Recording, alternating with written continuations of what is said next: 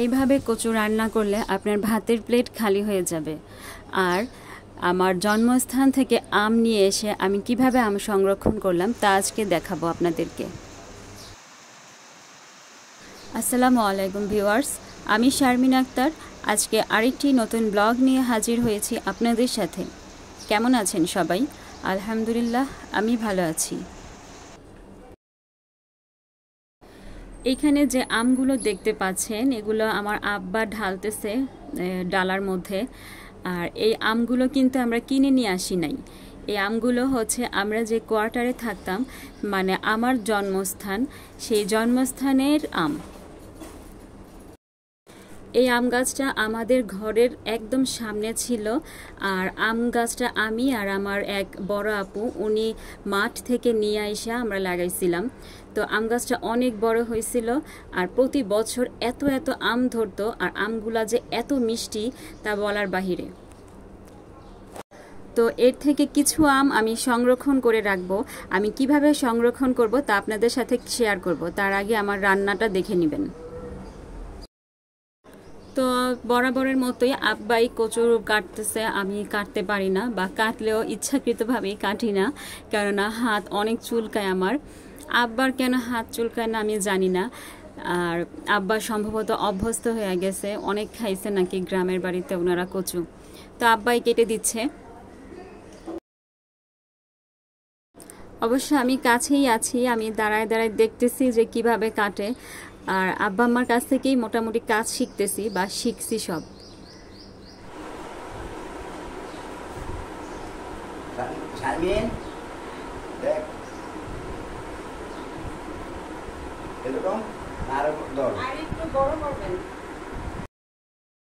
তাছাড়া আমার আব্বা কিন্তু অনেক কাজ জানে। আমার আম্মাকেও আমার আব্বাই অনেক কাজ শিখাইছে, অনেক রান্না শিখাইছে। আগে কি দেশে এগুলা খাইতেন? বহুত খাইছি। ঢাকায় না খাওয়া পড়ে না, দেশে দিদি বেশি খাওয়া পড়ে। খাওয়া দাওয়া ঢাকায় পড়ে না। আমি লবণ দিয়ে আগে ধুয়ে নিচ্ছি কচুগুলো।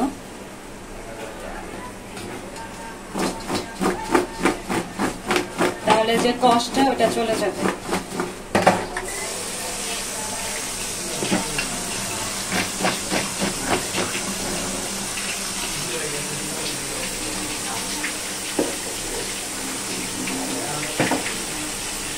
হালকা ভাপ দিব।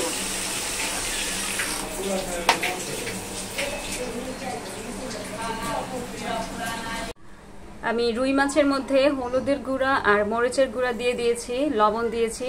এটা ভালোভাবে মাখায়া রেখে দিব।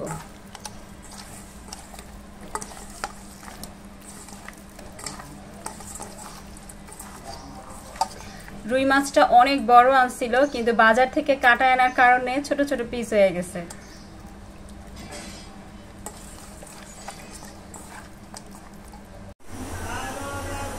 আমি তেল দিয়ে দিচ্ছি। আগে মাছটা ভেজে নিব, তেলটা গরম হতে থাকুক।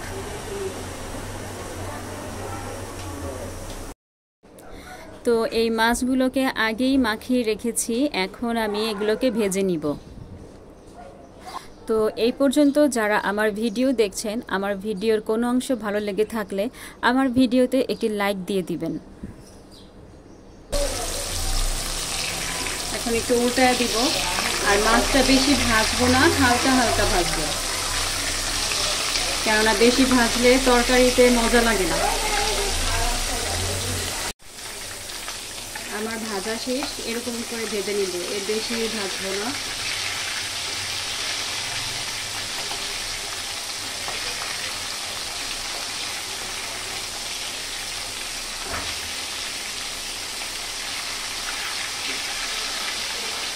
চুলা এখন বন্ধ করে দিব। নিব ভাজার আগে।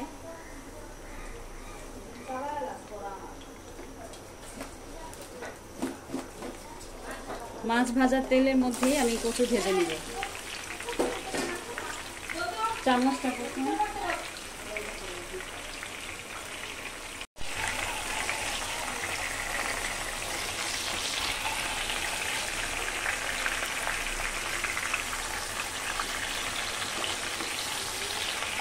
আপনারা চাইলে সেদ্ধ করে নিতে পারেন, আমি সেদ্ধ করে নিই, আমি ভেজে নিচ্ছি, ভালো করে ভাজবো। এটা একদম হালকা হয়ে গেছে, চামচটা আমি কাঠির চামচ দিয়ে করতেছি। প্রথমে ভাবছিলাম ভাপ দিব, কিন্তু ভাপ আর দিই নেই, ভেজেই নিয়েছি, ভেজে নিলেই মজা হবে। তো ভেজে দিব, একটু ঢেকে দিব, ঢাকার পরে তারপরে ভালো করে আরো ভাজবো। তো দেখি কতটুকু ভাজা হয়েছে। আসলে সেদ্ধ করার কোনো প্রয়োজনই হয় না, এভাবে যদি ভেজে ফেলেন আপনারা তেলের মধ্যে। আর এটা ভাজা হতে থাকুক, আমি একটু মশলা বেটে নিই, জিরা বাটা করে নিই। তো আমি আগে জিরা বেটে নিচ্ছি। আসলে বাটা মশলা দিলে কিন্তু অনেক ভালো লাগে।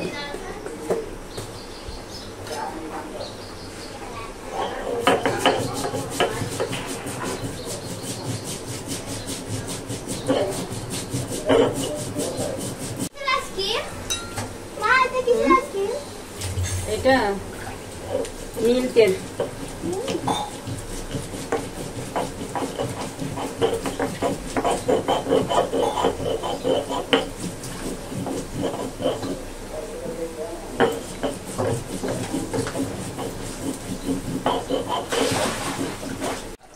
তো পেঁয়াজটাও বেটে দিচ্ছি। আর বাটাবাটি করা কিন্তু অনেক ঝামেলা, কিন্তু তরকারি অনেক মজা হয় বেটে খেলে। জায়গা তো পানি ঢাকো।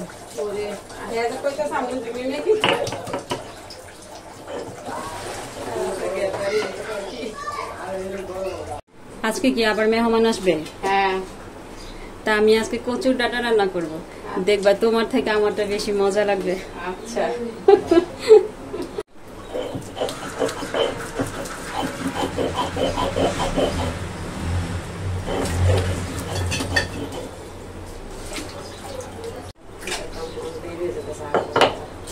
কে কে আসবো?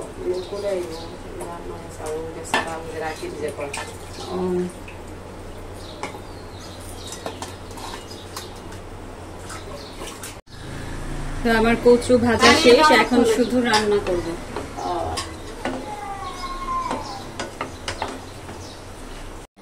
তো আমি রান্নার তেল দিয়ে দিচ্ছি সয়াবিন তেল, আপনারা চাইলে সরিষার তেল দিয়েও রান্না করতে পারেন। কয়েকটি শুকনো মরিচ দিয়ে দিয়েছি, তেজপাতা আর দারচিনি দিয়ে দিব।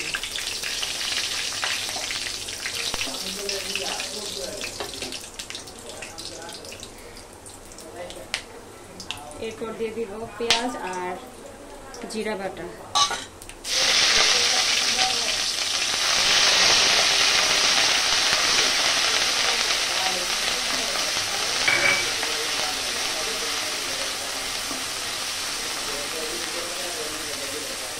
এখন দিব রসুন বাটা আর সামান্য পরিমাণ আদা বাটা দিয়ে দিব।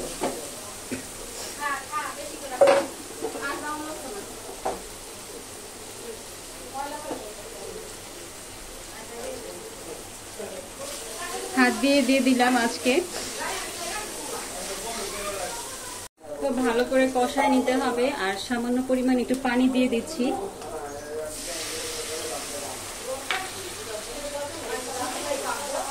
হলুদ আর মরিচের গুঁড়া একসাথে গুলাই নিলাম, এটা দিয়ে দিচ্ছি। মশলাটা ভালোভাবে কষায় নিতে হবে।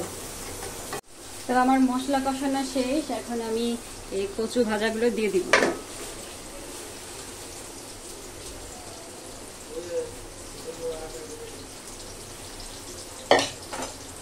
একটু নাড়ায় দিব, নাড়ায় ঢেকে দিব। আর লবণটা আপনারা দেখে নেবেন, আমি যেহেতু সেদ্ধ করার সময় লবণ দিয়েছিলাম, তাই বেশি পরিমাণ লবণ দিব না, অল্প লবণ দিব, পরে যদি দরকার হয় আবার দিব।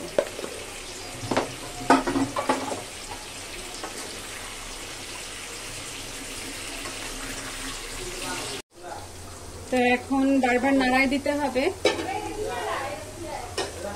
আজকে আমাদের বাসায় অনেক চিল্লাচিল্লি হইতেছে, মেহমান আসবে, সবাই একটু ব্যস্ত কাজে।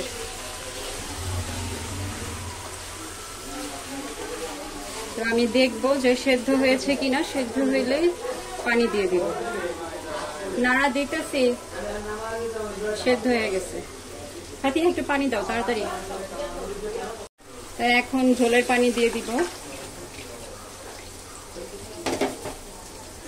দিয়ে আবার আরেকটু নাড়িয়ে দিব। একটা দুটা বলক আসলেই আমি মাছ দিয়ে দিব।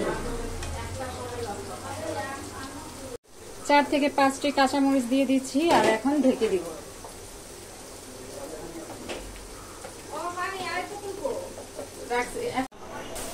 তো কচুটা হতে হতে আম্মা চুলার মধ্যে মুরগি বসায় দিয়ে গেছে, মেহমান আসবে। আমি একটু মুরগিটা নাড়া দিয়ে দিই।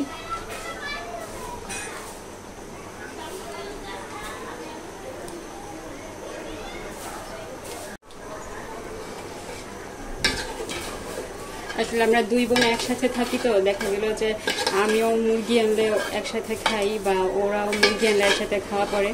তাই অনেকেই ভাবে যে মনে হয় আমি প্রতিদিনই মুরগি মাংস খাই। আসলে এটা ঠিক না,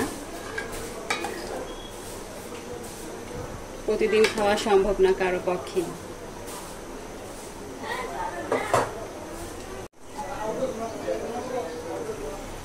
তো এখন আমি মাছগুলো দিয়ে দিব। মাছগুলো আগে ভেজে রেখেছিলাম।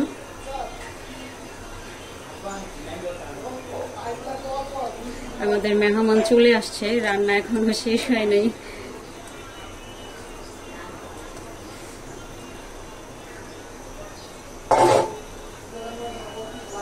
আবার ঢাকনা দিয়ে দিব। তো এখন ধনিয়ার গুঁড়া দিয়ে দিব, আর ঝোলটা একটু টানালে আমি নামাই ফেলবো।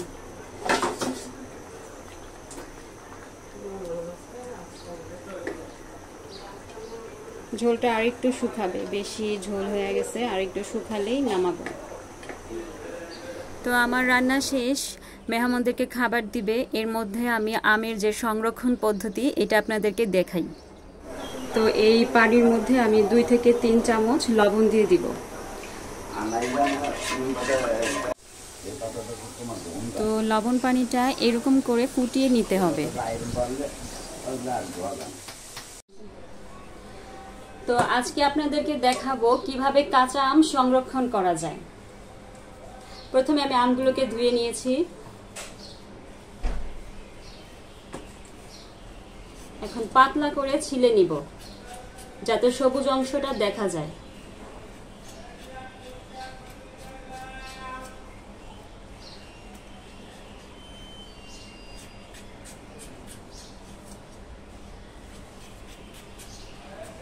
কিছুদিন পরেই আম পাকবে, তখন আর আমরা কাঁচা আম পাবো না। এজন্য এইভাবে যদি আমগুলোকে প্রসেসিং করে রাখা হয় তাহলে 12 মাসই আপনারা কাঁচা আম খেতে পারবেন। তো এরকম করে কেটে নিতে হবে, এই চিকন চিকন করে কাটবেন।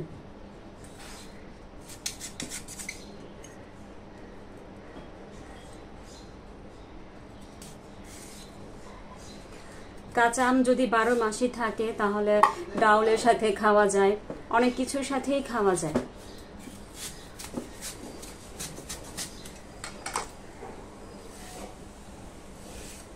আর যেহেতু এখন কাঁচা আমের সিজন, তো এভাবে আপনারা অনেক আম কেটে রেখে দিতে পারেন।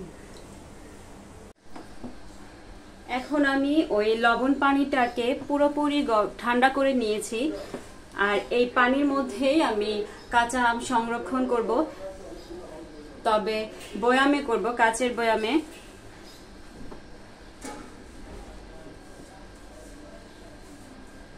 আমি একটা একটা করে আম দিয়ে দিব।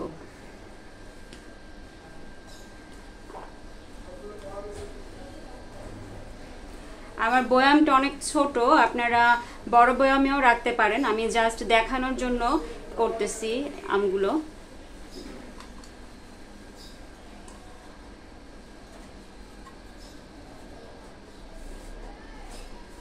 এই পানিটা সম্পূর্ণ ঠান্ডা করে নিতে হবে।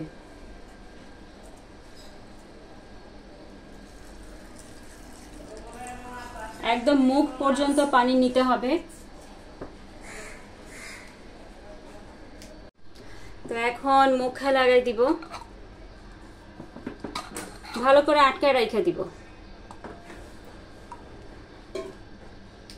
তো তো আপনারা ঠিক এইভাবেই কাঁচা আম 12 মাস সংরক্ষণ করতে পারবেন।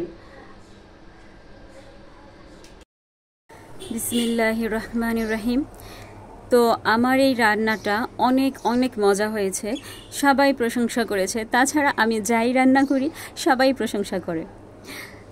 একটু চাপা মারলাম।